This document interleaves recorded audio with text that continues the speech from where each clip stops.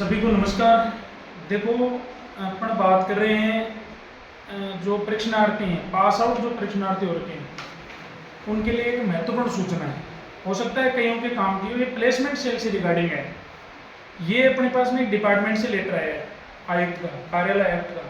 उसमें जयपुर, झुंझुनू, सीकर और Churu deputy director को लिखा गया है कि जो ITI पास आउट परीक्षार्थी हैं कि प्लेसमेंट हेतु ओरिएंटेशन कैंप आयोजित करवाने की अनुमति होगी। अभी हमने अनुमति के लिए 15 तारीख इनको किया है।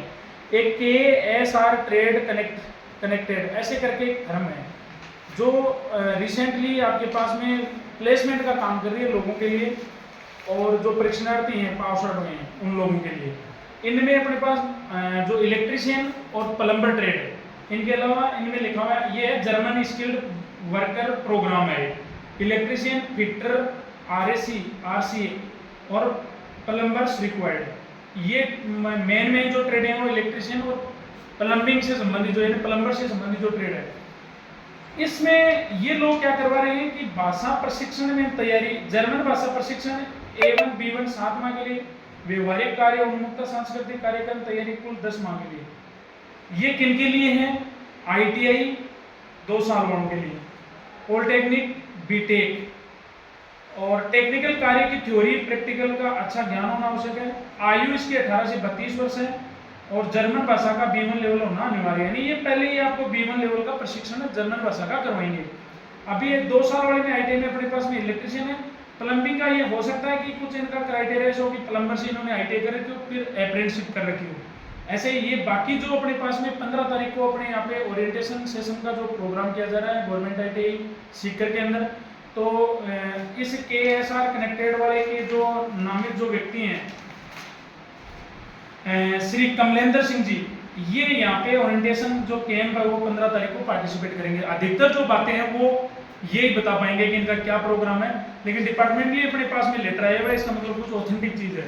इनकी जो सैलरी जो है, शुरुआती जो सैलरी लगभग इनकी 2.5 लाख प्रति माह ग्रोस दिखा रखी है और संभावित मासिक बचत लगभग 1 लाख से लेके 1,25,000 रुपए की इनकी सैलरी बता रखी है। जर्मनी जो वहाँ इनसे टेक्निकल जो काम करवाएंगे उनके मार्फत होगा। तो मैं ये कहना चाहता हूँ कि जो भी परीक्षार्थी पास आउट हैं, जो इलेक्ट्रीशियन और प्लम्बिंग से संबंधित जो काम रख रहे हैं, फिटर, उन्होंने मौखिक तौर पे ये भी बोला है कि जो फिटर और इससे संबंधित जो ट्रेड है, RAC जो ट्रेड है, वो भी इसके लिए एप्लीकेबल है। तो यदि मेरे हिसाब से यदि ये सैलरी यदि सभी को मिलती है, मान लो 1 लाख रुपए भी मोटा मोटा मिलता है, तो भी मैं मानता हूँ कि इससे बड़ी शायद ही कोई वैकेंसी या प्लेसमेंट होगा। अब इनका क्या कनेक्टिविटी है ये तो हम ऑथेंटिक तरीके से नहीं कह सकते, लेकिन ऑथेंटिक तरीका ये कह सकते हैं कि डिपार्टमेंट का यदि लेटर आया हुआ है, इनका MOU हुआ है, तो ये कह सकते हैं कि ये कहीं ना कहीं बेटर साबित होने वाले हैं जो पास आउट ट्रेनीज हैं और जो जर्मन कंट्रीज है वहाँ जाने का इच्छुक रखते हैं। इनमें जर्मन की जो लोकेशन है वो भी डालिए कि कहाँ कहाँ आपकी लोकेशन आपको मिलेगी। ये बर्लिन, फ्रैंकफर्ट, हम्ब्रिंग, मुंची ऐसे करके ये जगह है को जर्मन की, वहाँ इनसे टेक्निकल जो टीम है उनके मार्फत इनको काम करवाएं। जयपुर इनकी लोकेशन है, जो ट्रेनिंग देंगे ये लोग जयपुर देंगे आपको। टेलीफोनिक जो बात हुई मेरी अभी तक, उसमें ये कहा गया है कि उनका रहने खाने का जो व्यवस्था है स्वयं कैंडिडेट करेगा। उस प्रशिक्षण को ये करवाएंगे। उस प्रशिक्षण को पास होने के उपरांत ये आपके पास में जो प्लेसमेंट सेल में मान लो 100 बंदों ने इन्होंने ट्रेनिंग दी, उनमें से इनके जो टेस्ट सीरीज जो है वो देने के बाद में जो रिजल्ट जारी होगा लगभग 7 महीने के बाद में, लगभग 8 साढ़े 8 महीने पे इनका रिजल्ट आता है। यानी इस पूरी प्रोसेस में 10 महीने का टाइम है। वो टेस्ट के बाद में ये लोग वहाँ पे आपको एंगेज करेंगे।